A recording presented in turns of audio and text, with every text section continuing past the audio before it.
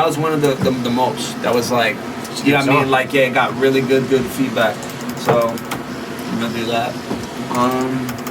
What are you gonna do for the outro? Like same kind of feeling, like same scene? Yeah. Yo, my nigga. What's good, bro? What's up? All right. So, Saints and Sinners. Yeah. The album. Yep. What motivated you to want to make an album such as this? Saints and Sinners.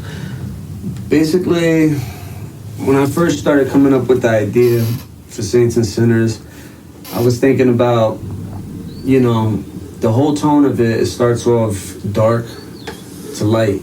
So I was thinking how everyday people could like relate to, you know, just transitions in your life.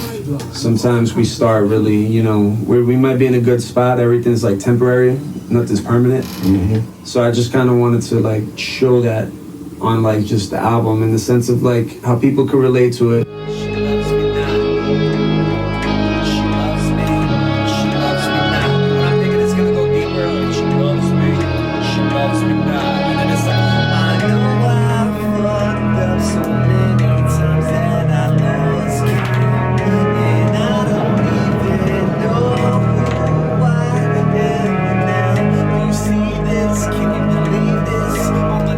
Track seems to have an element of that in it, whether light or dark, depending on the mood of it. Right. But so, mental health, it's a big topic nowadays, and your album seems to be centered, or at least maybe a sub-genre of it, is mental health. Yeah. So, how has your personal mental health affected you creating this album?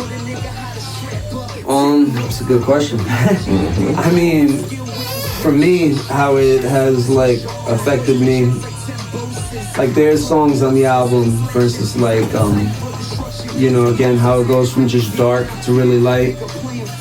It was also the mind state I was in. I think like back, almost like it'll be back in hell. I don't know, it could be back in hell, but it could also be like on some shit like, you know what I mean? Like, oh, this fucking bitch, like that, like basically the angel won. You know what I'm saying? But what I was thinking is towards the end, like it's like, you know, you see, like basically you see like anyone can come back from this and that. And I was thinking like it'd be dope for like the devil to go, wanna go again? Like almost like you wanna go again, and then she's like, okay, like, something like let's go. And it's like it never stops, so it's a never or she cheated. She cheated somehow. Yeah, something like that. Like I guess people like, oh shit, you know what I mean? So I thought that'd be cool. I like that. And it's like almost like again like a never-ending battle, and it just keeps going. So when I first started, so the whole album from the bet, you know what I mean, to two sides is basically being confused, almost making choices, decisions in life, you know, every day we deal with, going all the way down to now or never, you know, all the way to crazy. You know, when I would like the song Crazy, it's basically kind of like when you've lost it, you know, like there's a sense of hopelessness, and I feel everybody's been there at some point in their lives, some a bit more drastic than others, and you know, I've been down that rabbit hole of just really losing your shit and trying to keep yourself together. And you know, after that, like for instance, in the song after that is Awake, I believe. So it's basically like when you're losing your shit and almost you have a moment of clarity, and sometimes some people don't have like the support or friend, the family member to snap them out of it. And for me, it really was like music, because music to me is like it's you know, it's my therapy. That's exactly right. It's literally therapy. It's an expression. It's how I vent. And that's literally what really like saved me. So mental health is definitely like, you know, in the album. Absolutely. That's what's up. Yeah. I hear that. Crazy. It's probably like one of my favorite tracks on the album. Oh yeah? Yeah. Like I really love that one. Appreciate it. Yeah. I mean, it makes me think about my own mental health. Right. That's what even made me think about asking you about that. I was like, I wonder if he had that thought cross his mind when he was making the song. Yeah. It's a very deep, introspective song. Right. So I appreciate that. Yeah, of course, bro. So the theme is diverse, just like the styles that you use in the album. So I was wondering, how was the process in trying different sounds in different ways to change your voice? Yeah. I've always been one, I don't know if it's just because like I'm like, you know, big kid at heart or some shit. Like I've always liked experimenting with voices and just thinking really outside the box. You know, that literally for me takes it back to like Eminem, you know, like experimenting on like the Slim Shady LP or DMX, like how he did his skits and shit, like Damien, because it's like, that's like, it's like, or Biggie, you know what I mean, Give Me the Loot, you know what I mean, he literally does the voice back and forth, but he just does it a pitch different. So for me, it's like, that's really missing in hip hop a lot. Not a lot of people do that. They don't fucking like really think out the box like that. They just fucking just, you know, whether you're rapping, like, bro, use your imagination. You know what I mean? So when I first started doing the project, The Bet, I was thinking like angels and deep devils in hell, fucking like rolling dice and shit. I was like, all right, I'm gonna do the voice. So it's funny, when I was in the booth doing the voice, like my engineer Dan, he started laughing. I was like, I'm gonna do it, you know, yeah. He was like, cause I just saw like, you know, a little brat demon just bothering the big one, like trying to be like him and shit. But as far as like diversity, really you're saying for the album, like it just like I don't have really one lane specifically. I love music across the board, you know, rock, opera, classical, like everything across the board. So I like to try to influence that, you know what I mean, like in the music that I do and I create. It can be a fucking dubstep. I mean, like on Avenues, I did a track, you know, Falling from Heaven, Descent from Heaven.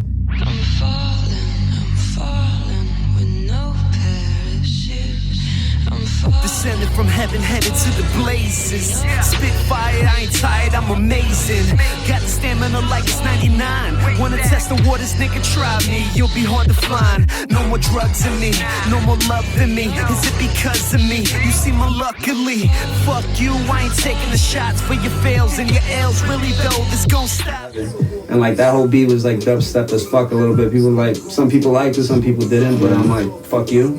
Like this is literally just in the sense how I express, you know. You're not afraid to try new things? Nah, definitely not. Like not with music, man. I mean, if it's shit, it's shit. If it's good, it's good. But how are you gonna know if it's shit if you don't try it? So that is very true. Yeah, I dig that. I fucks with that. Yeah, definitely fuck with that. So, Lights Out, I was talking earlier. Yeah. Told you to sound on the radio. Yeah. Were you intending that in the beginning of creating that? The Lights Out? Yeah, like did you want it to sound radio or did it just end up like that? I mean, I kind of wanted it to be like a single, like commercial. To me, it just sounded like just some like New York shit. I mean, like you're like my nigga shot it. Did the beat Rico Kevorkian. You know what I mean? It's funny. I found him on YouTube. I literally just emailed him one time, like, yo, I'm a fan of your beats, and you know, I really want to collab on something. You know, and I'm putting a project together. If you could send me some beats, and he sent me some beats. He was like, yo, you know, here, and you know what I mean? I listened. I was like, oh shit. You know, he sampled the fucking All About the Benjamins. Let's get it cracking. Only rapper to still kill it and feel it. No pulse here, the beat code, yes, chillin'. I ain't the amusement, I'm the main attraction. Take shorty on the ride, looking now she gasping. I ain't into gramming, I ain't into snapping. You wanna see the real me? Come and get the action. Blue Yankee fitted, wear my state big. Anywhere, anytime, any continent. I don't spit a gospel. And yeah, after that, like, yeah, I literally just ran with it. And I was listening, I was like, damn, this sounds some real New York shit. That's really what pulled me into that track first. It wasn't, that track is very New York. Yeah. That track is so New York. It's like facts. I just hear it on the radio. Like, it's definitely something I can see somebody playing on the radio. Like, that's the perfect radio record right there. Especially for you. Like, I think that's like probably the most radio record I've heard from you so far. Yeah, so appreciate it. Like, yeah, man. I'm like, I can definitely hear it there. It's just funny too, because like as an artist, I feel like one thing every artist goes through is trying to find what works. You know what I mean? What's your gimmick or your lane or your, you know what I'm saying? Because everybody it's funny, like you'll never hear Eminem do a track, or like his single will never be a Jay-Z feel type of single. You know, you'll never hear Eminem like rapping about money or anything like that as a single. His gimmick is either you know, beautiful, or he'll do something funny. You know, because that's his lane. That's to sell. You know what I mean? Not to say to sell records, but that's his lane for the single. You know what I mean? To come out for the album. It's only later that he just started like changing his shit. Yeah, so but that's a part of his character if you think about it. Like, he was a goofy guy, right? So he implemented that into his music, and then as he got older, he got more serious. So his music started to get a little bit more serious. Yeah, Jay-Z too. You know what I mean? Like, the same. The 444 album is funny because everybody's like, oh, it's like Granddad Jay-Z type picture, and it's like, nigga, he's older. You know what I mean? Your views have to change a little bit. Like, can't be talking like Dynasty Jay-Z and shit like that. We got kids now, wife. And this album of yours, I could really see it playing a part in your growth because you can. Yeah. I was listening the whole time, and I'm like, the production on this is A1. Yeah, it's appreciate it. Like, definitely, bro. Like, on point, especially compared to some of these like commercial artists that's already successful. Right. I'm like, the beat you had, I'm like, this shitting on some of these guys that had albums that came out. I'm like, yo, this is crazy. I appreciate that. Like, my whole thing is like, so the album, you know, like I said, my engineer Dan from D-Dub Studios, I fucking like we were recording this like 7 months.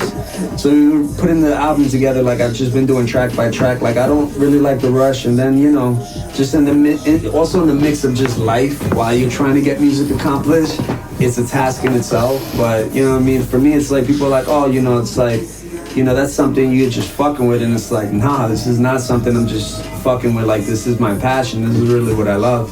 So, you know, I don't, sometimes we be in here fucking 3 days straight, you know, 10, 12 hours a day. on the weekends, you know, and then, you know, back to work and during the week and shits like that to keep it coming in. So the work shows. Huh? The work shows. Yeah. Yeah. So it's shows. Like it's definitely a lot of fucking work, but yeah. The quality is showing now. Yeah. Like, the quality is getting there. So that's what I'm saying. Like it's A1 as far as that. Yeah. Appreciate that. Yeah, man, of course. So the title track, Saint and Sinners, is probably my second most favorite track on the album. Toe Track to Crazy. Yeah. And to me, I get almost a euphoric sense listening to it. Like, kind of like Big Cut. Oh, yeah? So is that something you try to implement when you're making certain songs? Is that like a certain artist you kind of have in your mind while you're making it? Or maybe it's just the beat itself that's just giving you that feeling? I feel like it's just the beat. Like, you know what I mean? Like, whatever the beat may be, like, it's funny, like, so everybody has a different way to, you know what I mean, how they create songs. Some people can make it without a beat, some, you know what I mean? Me, I have to hear the music. Sometimes I'll come out with, like, words and shit, like little phrases or melodies and shit recorded on my phone. But I gotta hear the music. Like, for me, like, once I hear the music, I can really just start to, like, formulate shit. And it's weird at the same time. I mean, some artists, I guess, do it, but like I see the video as well. Okay. So it's like, it's really weird. No, I understand that. Yeah. It helps you create the rest of the song. Yeah. So you got the visuals in your head as you're creating the rest of the lyrics. Because I feel like at the same time, like, I mean, music, not all of music is a story, but still it paints some type of picture. Well, you know what I mean? All of music is a story. Yeah. So, even the most ignorant, you can get a story out of it, because at the end of the day, they're saying something, so they have something to say. Yeah, I mean, like, no one's just saying fucking, you know, my fucking pea soup is hot. It's like, it's deeper than that. Yeah, it's just like, okay, they're talking about something, you know what I mean, different, whether it's mental health or, you know, relationship. There's always something to learn through music. Sometimes it's like a little nonsense, but there is something there. So I mean, and in this album, you definitely, I think, try to cover the board as far as giving everybody something. Yeah, I mean, like, you know what I mean, I try to give something to, like, you know, the lyrical lovers. I try to give something to the streets. I try to give something to the ladies. Try to give something to, like, family. Try to give something to people that are going through a hard time. To the couples? Yeah, just like, again, I like really did try to, like, hit all the bases with it, you know, and just take everybody on a ride. You know what I mean? So would you say this album was a great display of your range? Got me wide awake when I'm feeling low and I'm out of it. If you see me now, then you see I'm great. Never down again, cause I'm wide awake. Got me wide awake when I'm feeling low and I'm out of it. If you see me now, then you see I'm great. Never down again, cause I'm wide awake.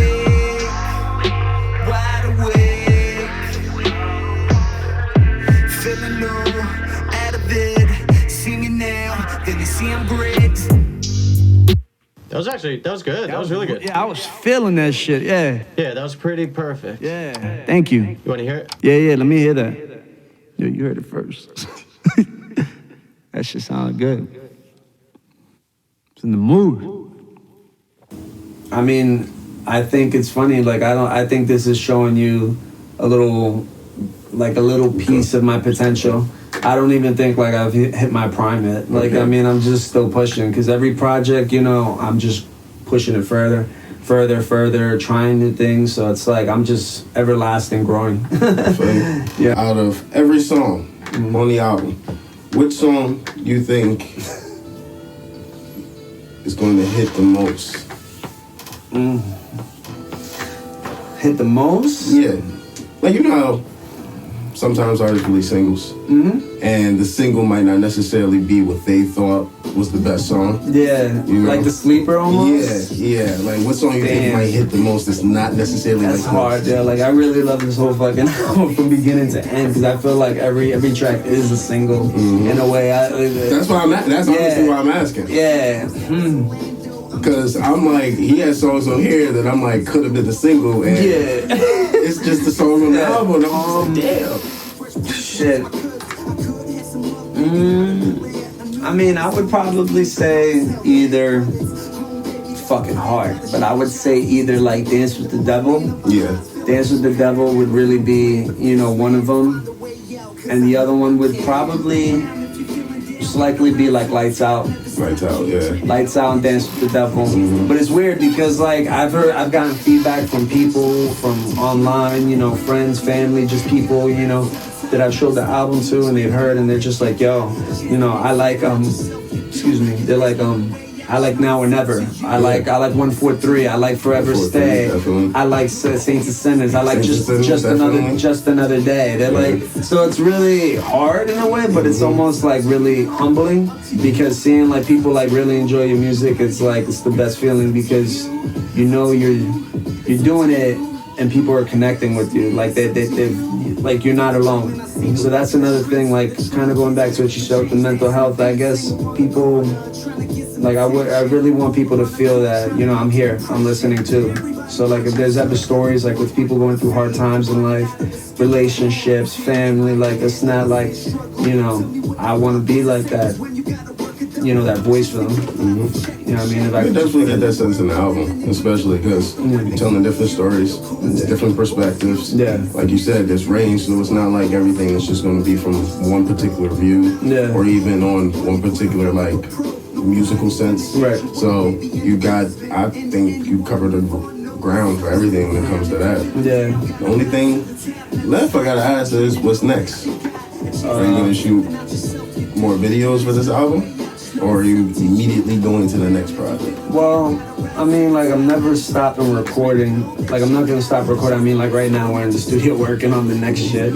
Like, and never stopping. Like, I constantly gotta get it out. Every day I'm writing. Every day I'm fucking writing. Every day there's a couple words that go down, a bar, a melody, a hook. Sometimes I'll fucking record myself, like, doing shit.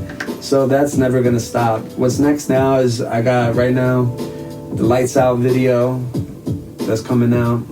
I already got the 143 video recorded, edited. So like I'm basically gonna like release everything and like spread out. So just basically give people the time to absorb the material as well as the visuals. And then after that, the next video we're gonna do is the Dance with the Devil, and that's gonna be a really big production. I'm trying to just get a lot of people involved in that. And after that, I don't even know. Like, it's kind of funny in the way I'm trying to get people to like to survey to see like what do you want to hear, like, or what what do you want to see? Like, do you want to see Saints and Sinners? I've had people say you should do the Saints and Sinners. Give the album its credit because it's the name of the album. It would be a nice video. Yeah, like, and I really love that song. And I don't know if you caught, but a couple people didn't catch Saints and Sinners. There's actually like no cursing on that song. I don't curse once on that song. I'm gonna be honest, dude. You're pretty good with the cursing in general. Like, it's not. I mean, you curse, but it's not vulgar. Nah, yeah. It's not vulgar. It's not like Yeah, it's not like Eminem and fucking Marshall Mathers. Yeah, you're not. My words are like a dagger with a jagged edge. You're very PG-13 with the curses. Like, it's just enough. It's just enough where it's like that's why I said to me. Most of the tracks on the album is very radio. Yeah. So.